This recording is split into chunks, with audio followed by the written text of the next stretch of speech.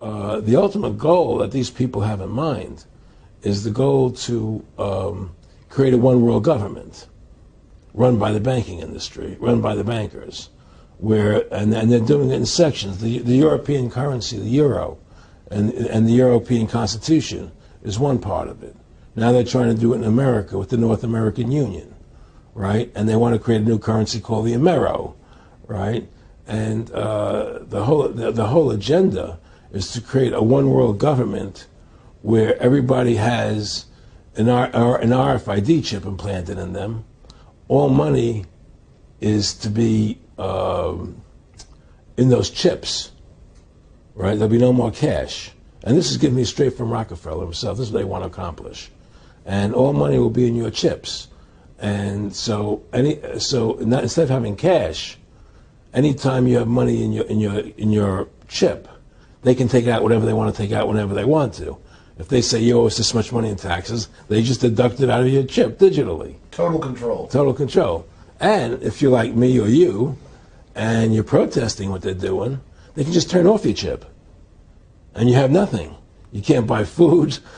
You can't do anything. It's total control of the people. And that chip's connected to a database that has your purchasing records, what you do, what everything, you sell. Everything is in there, you know? And so they want a one world government controlled by them, everybody being chipped, all your money in those chips, and they control the chips, and they control people. And you become a slave. You become a serf to these people. That's their goal. That's their intentions. Eric, can you be specific about when you met Rockefeller, how it happened in these discussions? I met Rockefeller through a female attorney I knew who called me up one day and said, one of the Rockefellers would like to meet you. I had made a video called Mad as Hell, and he'd seen the video and wanted to meet me and knew I was running for governor of Nevada. So sure, I'd love to meet him. And I met him, and I liked him, and he was a very, very smart man. And we used to talk and share ideas and thoughts. And he's the one who told me 11 months before 9/11 ever happened that there was going to be an event.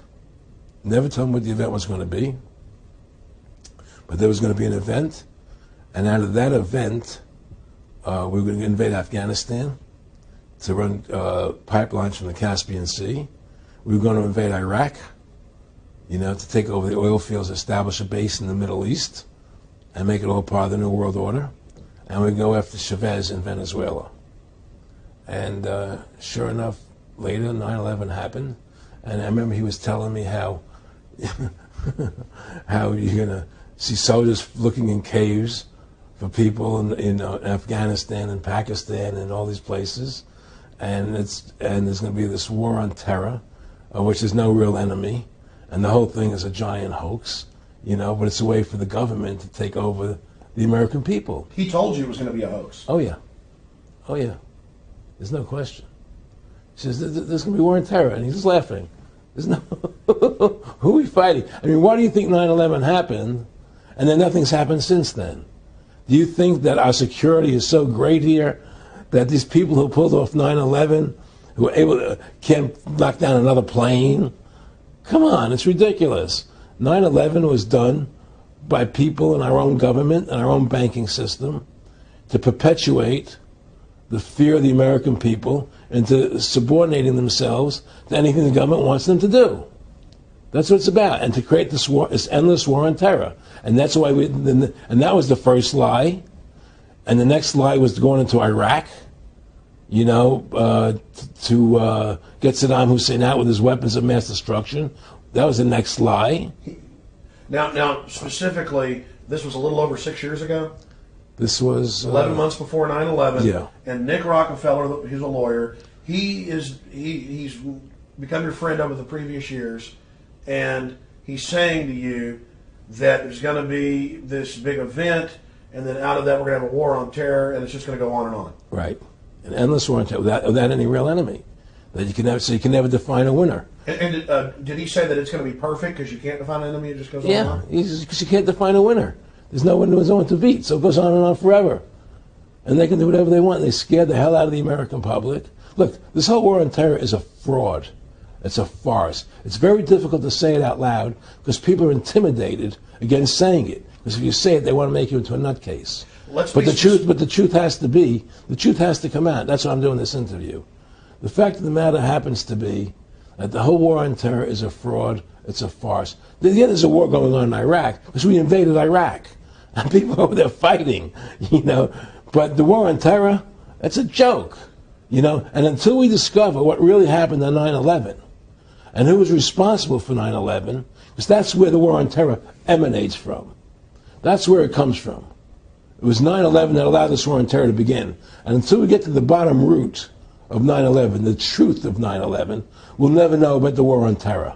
Aaron, you said that he was, and I think it's important, and I know this about the Rockefellers from Dr. Dennis Cuddy and many others who literally, you'll be 20 years old in a lunch line at college, and no, there's David Rockefeller. And they're experts at recruiting and getting what they call players, and that clearly he was, I want to make it specific and just get you to reiterate what you said last night about you got 30% of the vote, you were having an effect, you made mad as hell, they knew that you'd started the Constitution Party, They knew that you were somebody who was taking action and getting things done, you'd already made some big films, had a lot of other successes, right. So they were trying to recruit you, and didn't it come down to the point of, hey, we are here to recruit you, and don't worry, your chip's going to say, don't mess with us, this guy's don't touch. Yeah, yes, that did happen. I was definitely being recruited, but it's more subtle than that. Well, in your words, just go through the process, and then what he said. Well, what it is remember we were friends, and we used to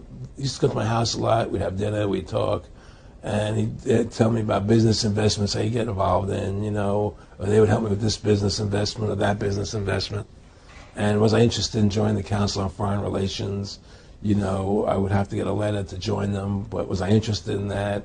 And, just stuff, leading you on. And I used to say to him that I never really did that because that wasn't where I was coming from. As much as I like you, Nick, your ways and my ways, we're on the opposite side of the fence.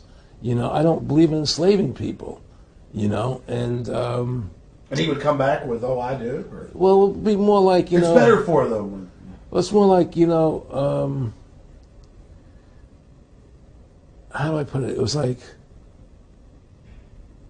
what do you care about them? What do you care about those people? What difference does it make to you? Take care of your own life. Do the best you can for you and your family. What do the rest of the people mean to you? They don't mean anything to you. They're just serfs. They're just people. It was just a lack of caring, and that's just not who I was. It was just sort of like cold, it was just like cold, and I used to say to him, what's the point of all this? You have all the money in the world you need. You have all the power you need. What's the point?